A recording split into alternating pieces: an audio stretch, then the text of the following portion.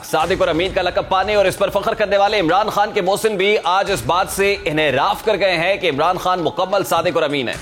ये वो कहने पर मजबूर है कि इमरान खान से मुताल्लिक सादिक और अमीन 3 नकात की हद तक थे, लेकिन इनके बाकी कंडक्ट्स के हवाले से कुछ नहीं कहा जा सकता है। मैं बात कर रहा हूं साबिक चीफ जस्टिस साकिब निसार की गुफ्तगू की, जो उन्होंने एक निजी टीवी से मुंसलिक सीनियर सहाफ़ी से की है। इस गुफ्तगू के दौरान उन्होंने बहुत अहम मामलात पर लबकुशाई की है। जैसा कि उनका कहना था कि गुज़श्ता 2 रोज से उनका व्हाट्सएप हैक हो चुका है, जो अभी तक रिकवर नहीं, और उन्हें खदशा है कि मेरे मोबाइल डेटा को किसी खास मकसद के लिए इस्तेमाल किया जा सकता है। जैसे साकिब निसार का यह बयान खासा अहम है, क्योंकि गुज़श्ता कई महीनों से ऑडियोज लीक का सिलसिला जारी है, जिसमें नित नए इंकशाफात सामने आ रहे हैं। और इस दौरान मुबैना तौर पर प्रोजेक्ट इमरान खान में कलीदी रोल अदा करने वालों में से एक का व्हाट्सएप हैक होना इस बात की गम्माजी करता है कि आइंदा कुछ रोज में नई ऑडियोज और वीडियोज का तांता बन सकता है, जो नए चश्मकुशा इंकशाफात के तौर पर भी देखी जा सकती है और मुल्की सियासत का रुख भी अक्सर तब्दील कर सकती है। इस गुफ्तगू के दौरान साबिक चीफ जस्टिस ने यह भी एतराफ़ किया है कि इमरान खान को मुकम्मल तौर पर सादिक और अमीन करार नहीं दिया था, सिवाय 3 नकात के जो मेरे सामने रखे गए।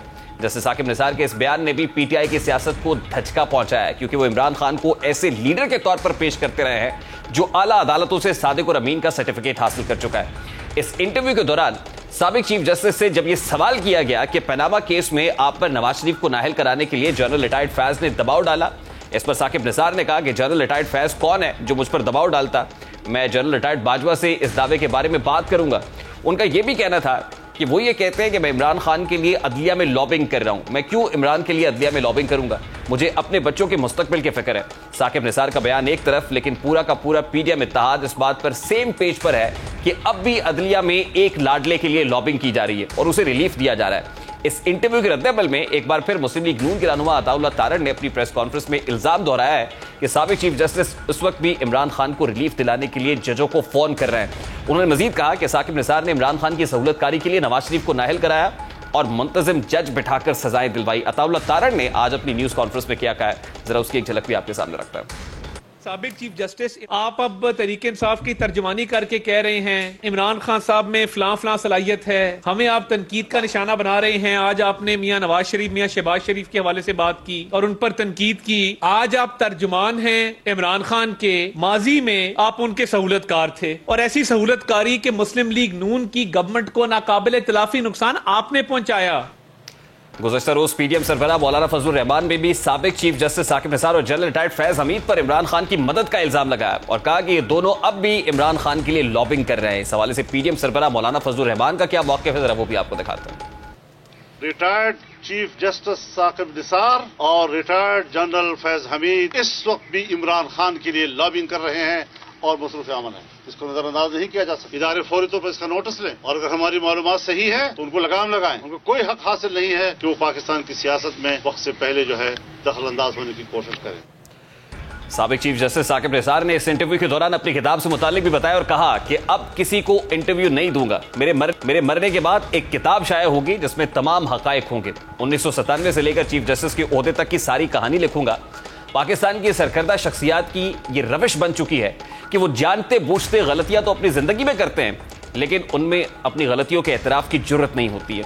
हर दूसरी शख्सियत किताब लिखने की बात करती है, लेकिन वो सब उसके मरने के बाद शाया कराना चाहते हैं, जिससे साबित होता है कि वो पाकिस्तान की आवाम को कीड़े मकोड़े से ज्यादा अहमियत नहीं देते हैं, क्योंकि उनकी जानिब से सादिर किए गए फैसलों और उठाए गए इकदामात का खमियाजा तो अवाम उसी दिन भुगतना शुरू कर देती है जिस दिन यह फैसला सादिर होता है, लेकिन उनके पीछे की सच्चाई उन्हें कभी मालूम नहीं होती, और मालूम होती भी है तो तब जब असल मुजरिम इस दुनिया से रुखसत हो चुके होते हैं। ये सारे दावे और अमल इस बात को अया करते हैं कि सरकर्दा शख्सियात मोहरे तो बनते हैं, गलत काम भी करते हैं, लेकिन इन कामों की सजा भुगतने या एतराफ़ करने का हौसला नहीं रखते हैं। जैसा कि आज साबिक चीफ जस्टिस ने भी एतराफ़ किया है कि वो इंसान है और हो सकता है कि उनसे भी कुछ फैसले गलत हुए हों। वो किस फैसले की बात कर रहे हैं ये जानना ज्यादा मुश्किल नहीं है। इसी बारे में बात करेंगे। इस वक्त तजियाकार अब्दुल क़य्यूम सिद्दीकी साहब ने भी ज्वाइन किया है। अस्सलाम वालेकुम सिद्दीकी साहब, बहुत बहुत शुक्रिया आपके वक्त के लिए। साबिक चीफ जस्टिस साकिब निसार का एक इंटरव्यू इस वक्त हमारे सामने, और उसमें वो ये कह रहे हैं कि सादिक और अमीन इमरान खान को मुकम्मल तौर पर करार नहीं दिया था, क्योंकि आपने उस केस की प्रोसीडिंग्स भी देखी, आपने जजमेंट भी रिपोर्ट की, इन सारे वाकयात के ऐनी शाहिद है। तो सबसे पहले तो ये बताइएगा ये कुली और जुज़वी सादिक और अमीन क्या होता है, और फिर अकरम शेख साहब की जो 3 नकात थे उसको लेकर साकिब निसार साहब क्या कहने की कोशिश कर रहे हैं। देखिए, पहली बात तो ये थी कि वो मनी ट्रेल जो इमरान खान साहब ने फराहम की थी वो इतनी गुंजलक थी और बंद बैंकों की रसीदें थी जो बाद में पायलअप करके दी गई थी और उन्हीं के ऊपर इन्होंने उसको सादिक और अमीन करार दिया है। और इसमें ये कोई जुज़वी सादिक और अमीन या उस तरह का कोई सिलसिला नहीं होता। मेरा ख्याल में शायद ये कोई हवा का रुख तब्दील है और उस रुख को तब्दील करके अपने आप को शायद प्रोमिनेंस देने के हवाले से। अदरवाइज मेरा नहीं ख्याल है कि साकिब निसार साहब की एक आदत है कि वो झूठ बहुत बोलते हैं। आपके ख्याल में वो झूठ बोल रहे हैं at this point in time? मुझे तो ऐसे ही लगता है। जजमेंट के मुताबिक जिन 3 पॉइंट्स के ऊपर सादिक और अमीन और अकरम शेख साहब एडवोकेट थे, उस वक्त लॉयर थे, उन्होंने ये पॉइंट्स रखे थे, वो कहते उसको एंडोर्स कर दिया। जरा इसको क्विकली अगर हम रिफ्रेश कर पाए कि वो किन 3 पॉइंट्स के ऊपर किन बेसिस पर सादिक और अमीन डिक्लेयर किया गया था, क्योंकि हमें ये तो याद है कि इमरान खान साहब ने जो रसीदें सामने रखी थी वो उनकी बनी गाला के रिहाइश से मुतालिक थी, जिसमें पहले उन्होंने कहा कि ये उनकी साबिका अहलिया जमाइमा खान ने उनको तोहफे में दिया है, फिर ये कहा नहीं उन्होंने खुद खरीदा है, उसके बाद उन्होंने कहा नहीं वो कर्ज की रकम थी और वो कर्ज फिर मैंने लौटा दिया और उसकी रसीदें ये हैं। जी हाँ, बिल्कुल। उसमें फिर जमाइमा खान का ये भी एफिडेविट था कि ये इमरान खान की बेनामी है और मैं इसकी वापस करके जा रही हूँ इसको, ये इसकी जायदाद है। फिर दूसरा ये था कि उनका जो रूट था वो जमाइमा राशिद खान के अकाउंट में भेजती थी, राशिद खान जो है वो आगे किसी के अकाउंट में भेजते थे और प्रॉपर्टी इमरान खान साहब के नाम पे ट्रांसफर होती थी।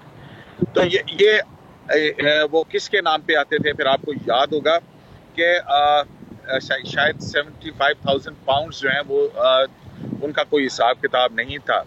तो फिर उसके बाद जो है वो उसमें मुख्तलिफ रसीदें वगैरह बनाई गई, कुछ बंद बैंकों की रसीदें थी, कुछ इस तरह की थी, लेकिन अल्टीमेटली जो है वो इन्होंने करार दिया।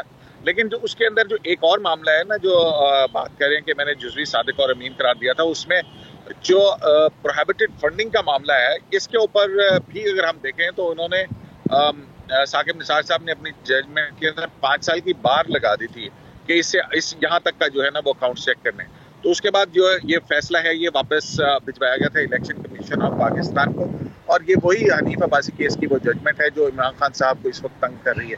तो इस हवाले से ये कह सकते हैं कि आप ये एक पॉइंट जरूर है, लेकिन दूसरा ये कि सादिक और अमीन फाइनेंशियल मामला के हवाले से उस पर तो अगर हम देखें तो इमरान खान साहब ने कम अज कम मुझे याद है अकरम शेख साहब ने कुछ 7 जो है वो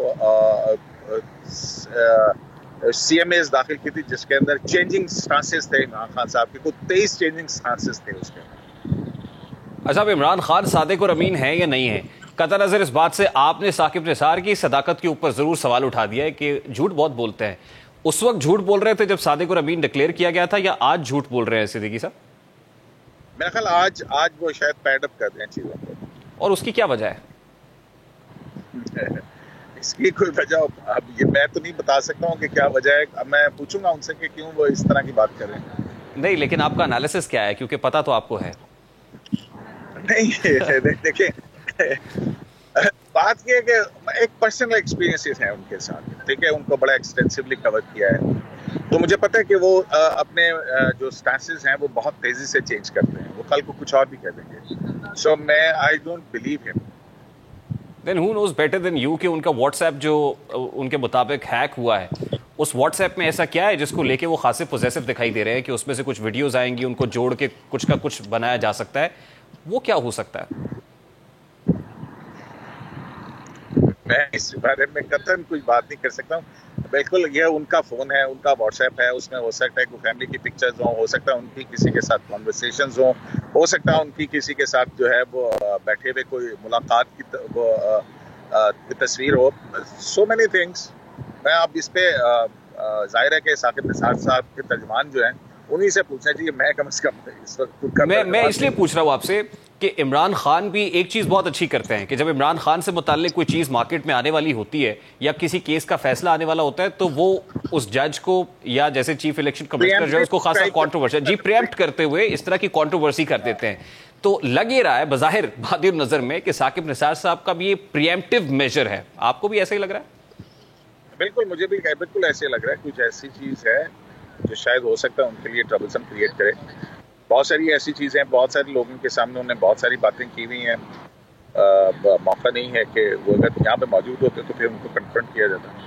जी, लेकिन एक मुबैना वीडियो से मुताल्लिक कहा जा रहा है कि ऐसी वीडियो है जिसमें कुछ कंट्रोवर्शियल फेसेस दिखाई देंगे और उनका ताल्लुक उन लोगों से है जिनका हवाला मरियम नवाज साहिबा आजकल अपनी तकारीर में देती हैं। तो जाहिर है मैंने आपसे कहा ना कि उनकी मुलाकातें बहुत सारी होंगी, बहुत सारी चीज़ें होंगी। हो सकता है किसी ने आपस में वैसे भी गैदरिंग होती है तो इंसान बैठता है, दोस्तों के साथ कोई तस्वीर बना लेता है, कुछ वीडियो बना लेता है, वो पता नहीं क्या कुछ हो। मैं अब लेकिन कुछ होगा जरूर, ये आप एंडोर्स कर रहे हैं कि कुछ ऐसा है जरूर। हाँ जरूर होगा कुछ, जरूर जिसको वो पैडअप करने की कोशिश करें। अच्छा, अब साकिब निसार साहब ने ये कहा कि पनामा के हवाले से और नवाज शरीफ को जो डिस्क्वालीफाई किया गया, ये मुझ पर तो ऐसे इल्जाम है, मैं तो उस बेंच का हिस्सा भी नहीं था। मेरी दानिश में उस वक्त जब ये केस आया, टेकअप किया गया सुप्रीम कोर्ट की तरफ से, तो अनवर ज़हीर जमाली साहब गालिबन चीफ जस्टिस थे। उस वक्त साकिब निसार साहब ने ये तवज्जो दिलाई थी। तो साकिब निसार साहब का क्या रोल था पनामा वाले मामले में और साबिक वजीर आजम नवाज शरीफ को डिस्क्वालीफाई कराने में? देखें, ये कुछ मजबूरियों की वजह से खुद तो नहीं उस बेंच के अंदर बैठे थे। ये बात वो बिल्कुल ठीक करते हैं कि अनवर ज़हीर जमाली साहब जो हैं वो उन्होंने लास्ट जो हियरिंग हुई थी 15 दिसंबर को या 2014 में कुछ इस तरह से थी, 15 में, तो उसके बाद फिर जो है वो ज़ाहिर एक नया बेंच कॉन्स्टिट्यूट हुआ था और उस वक्त चीफ जस्टिस ऑफ पाकिस्तान तो ये खुद थे। तो इन्होंने ही बेंच कॉन्स्टिट्यूट किया था। आसिफ सईद खोसर साहब की सरबराही में 5 रुकनी बेंच जो था, और उसमें जो है वो फिर इन्होंने इजाजुल एहसन साहब को उसका बेंच का हिस्सा बनाया था। उससे पहले क्योंकि अनवर ज़हीर जमाली साहब जो हैं वो उसमें नहीं थे, तो जाहिर है कि बेंचेस की तश्कील जो है वो तो चीफ जस्टिस ऑफ पाकिस्तान का इख्तियार था। और मुझे याद है कि उन दिनों में जब ये व्हाट्सएप कॉल की बात हो रही थी तो शायद हुकूमत की तरफ से जो इंटरवेंशन थी इस तरह की, उस हवाले से भी चीफ जस्टिस पाकिस्तान साकिब निसार साहब को उस वक्त आगाह किया गया था। और इनका इनएक्शन जो है वो इस बात की तस्दीक करते हैं कि इनकी कोई ना कोई कनाइवेंस थी या इनकी कोई मजबूरी थी। बहुत बहुत शुक्रिया। अब्दुल क़य्यूम सिद्दीकी साहब हमारे साथ मौजूद थे, गुफ्तगू आपने सुनी। अब साकिब निसार साहब के बकौल वो एक किताब शाया करेंगे और किताब मरने के बाद मंजर आम पर आएगी। अब जाहिर है उनके बकौल उनकी ज़िंदगी के अंदर तो वो सब कुछ सामने आने वाला नहीं है जिसमें वो कह रहे हैं कि 1997 जब सर्विस ज्वाइन की तब से चीफ जस्टिस बनने तक क्या क्या हुआ, वो सब कुछ उसमें रिपोर्ट होगा। कम से कम अभी ये बातें सामने आने वाली नहीं है। तो यकीनन दिल ही दूरस्त है, लेकिन बहुत कुछ जो सामने आ सकता है उसका इशारा खुद साकिब निसार साहब ने कर दिया है, व्हाट्सएप हैक होने के बारे में बता के कि आइंदा आने वाले दिनों में क्या कुछ होगा और कंट्रोवर्सीज तो होंगी। खैर ये अब्दुल क़य्यूम सिद्दीकी साहब भी कह रहे हैं।